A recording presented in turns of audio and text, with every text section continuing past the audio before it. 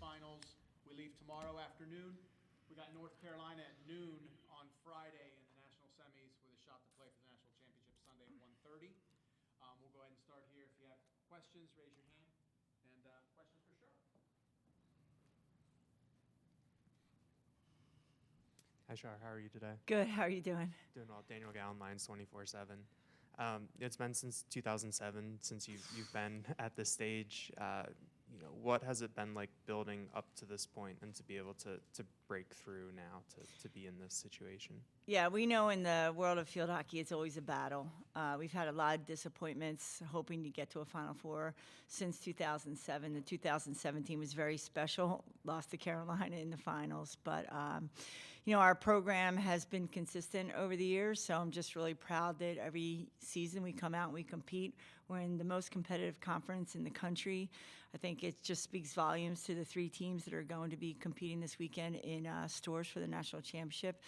So it's been too long coming, and we don't take this moment for granted. We're very focused. We're very just ready to continue to compete. They've competed successfully all season. We've had a very challenging schedule, and I'm just so proud of this team improving week after week to put themselves in a position to play for a national championship. Char, I'm over here on this side. Yes, sir. That would be your right. I'm sorry. Yeah. You've coached and played at the absolute highest levels. When you get to this level of competition, is there anything different about preparing and playing, or do you have to just approach it the way you've approached the entire season? We absolutely need to approach it the way we've approached the entire season.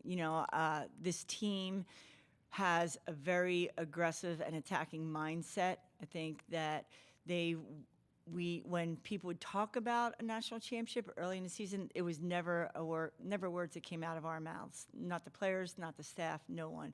Let's just 1 week at a time and put ourselves in a position. So, once we saw the seedings for the NCAA tournament, we knew that, okay, we've got a shot at this, and this is exactly what we're going to focus on, is winning a national championship. Winning the Big Ten, sharing the conference championship, I think was a big feather in their cap as well, knowing how competitive the conference teams are.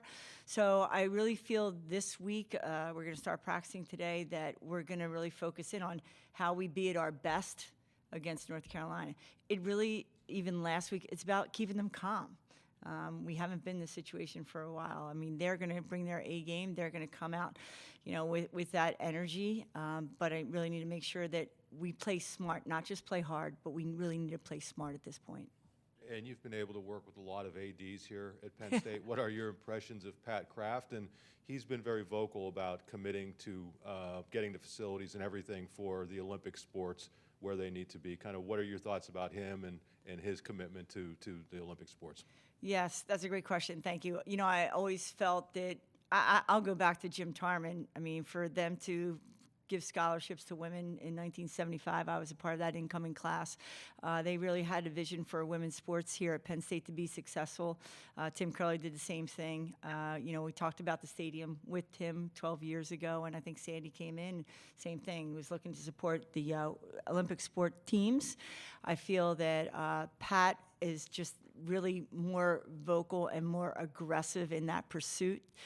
The fact that we have chartered to the tournament last weekend at Michigan, we'll be going up to Stores the same way. It really gives the players a sense of confidence. It'll help them be restful. It'll help them, not be on a bus for 6 hours and be ready to compete. So I think that Pat is very, very committed to all 31 sports here at Penn State. And we as coaches talk about that, and we believe it, and we're very, very grateful. We appreciate that. And more so, our players appreciate it. He's very visible on the sideline. He's at practices. And I think he always says to us, I've got your back. You go out there and compete. I'm going to do everything I can so that you don't need to worry about anything else except playing the game, having the passion for your sport. Along those lines, what was it like to play your regular season in a stadium that was under construction and something a little bit different? The most fun part is those construction guys are cheering for us. Like, we just love that. Going out to practice and seeing them wave. And when I go to meetings, I meet with that group every other Tuesday. And they're like, Coach, your team did so well this weekend. We're so proud of you. Let's keep it going. So, but then there's that sense of when are you going to be done so we can get the water cannons out, we can get the light standard pole down. But not having stands did not impact our fan base one bit. We led the Big Ten in attendance. And to think that we did that without stands, knowing that people were going to have to come to the game and either bring their chair or stand and watch obstructed view seats, reminds me when I would go to the Flyers games and could only afford the $4 seats behind the pole. And that's what you could see the heads moving. And when we would score, you could just feel the energy from the fans. And I think it also is, I got to give credit to our players because they put a great product on the field for those fans wanting to come out and support them and cheer them on. So it's been, it's exciting to see the stadium project take place, and we'll look forward to it next year. And when you talk about this team going from number 1 seed in the Big Ten tournament, an early exit, but then bouncing back to get to this point of the NCAA tournament, what do you attribute that to? What does that say about the team to be able to endure a bit of a swing like that? We knew that when we went to Michigan, having that bye, I thought it was just great for us to get the number 1 seed and to have more time to rest. Did not expect that early exit, but we didn't play well. It really was not our best. I felt that we beat Michigan earlier in the year at Michigan, and they came out and they threw a punch, and we really didn't respond. We responded probably later in the second quarter, got a goal late in the game to get it close to 2-1, but we really felt that it was absolutely not Penn State field hockey, not our best, and we still were like, okay, well, we know how to play great field hockey. We've done it. We've shown it. And I would say when I look back at probably, our worst performance on the field was that Michigan game at the Big Ten tournament. Our best game was at Michigan against Louisville. That's the best we've played all year, scoring 5 goals, shutting the, an ACC team out. It was just an amazing accomplishment. So I give the players the credit because they knew that they could play better. And we just really talked about refocusing on possession, refocusing on defense, and getting pressure on the ball. Hey, Char, here on your left. Over the last couple of weeks, and especially this week, have you been hearing from former players? And if so, what have those conversations been like for you? Yeah, a lot. I just got off a Zoom with Amanda D'Annunzio was on the Zoom, and Karen Schnellbach and a couple other players. And, they're so excited for this team. They're so proud of these players. I think that a lot of them that, we've missed that opportunity where we've come so close before. Definitely Kirsten Wood-Muir from the 2017. And their parents. It's exciting to hear not just from the players, but from their parents as well, that they're just giving us, all their best wishes. And I think that really, again, is our culture here at Penn State. It's just not the players, it's our alumni base, and whether it be the players or any other Penn Staters that, really want to see this team succeed.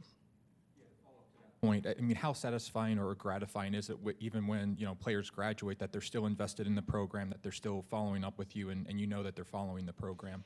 That's our recruiting message: is that we are a family, and you're with your family the rest of your life. And it's not a 4-year experience that you have here; it's a lifetime journey. And I think that is really what makes Penn State such a special place. It really is different from the other programs because the experience that you have here academically, athletically, and socially, and the friends that you meet, they stay with you for the rest of your life. And my best friends today are my teammates and the people that I went to Penn State with, or the people that I knew from Penn State. So I think that this university has just done an outstanding job of creating that uniqueness within our Penn State community, whether it be academically, athletically. Like we all know the people within our, whether it be your major, you still stay connected with those people.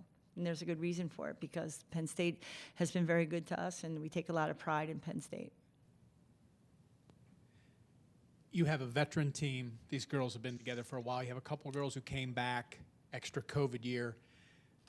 Talk about this team, how they've come together, and how they interact with each other, the fun they have, the way they treat each other. Yeah, when I had an interview this morning with ESPN, they asked me what's so special about this team and what I enjoy about them. And it's just we have a lot of fun. I have a lot of fun. I love going to practice, love being with them, love going to meetings, love getting on a bus with them. And I think there is their culture is very grounded. You have experience with the COVID kids that I call that came back, an Anna Simon, a Grace Wallace, the Reese, Megan and Madison Reese. So I think having those players back, they give a little bit more sense of maturity, but groundedness, like let's go. And then you have the leadership with, Mackenzie Alessi, Kelsey Love. You have those kids that are, and then Gemma Punch, Elena Voss. So it is an experienced team. Then you have the younger players that are, they're still a little bit, the sophomores and the freshmen, you got to keep my eye on them a little bit closer. But their energy and their positivity to the players that are on the field, our bench, I think that's what makes this team not just successful, but special in a way. Everyone understands their role. They embrace their role, really is what it is. Caroline Myers makes people laugh. She keeps people loose. They're a lot of fun. We beat Bucknell, and it's only an hour from Penn State, and they sang the whole way home. They just sang. They have these singing wars going on between the upperclassmen. Honestly, it makes me laugh, and I just love being on the bus and listening to them back there and laughing. Do we have anything else for Char? All right. Thank you. Thank you, Char. Thanks. Awesome. Thanks, you guys. Let's go State.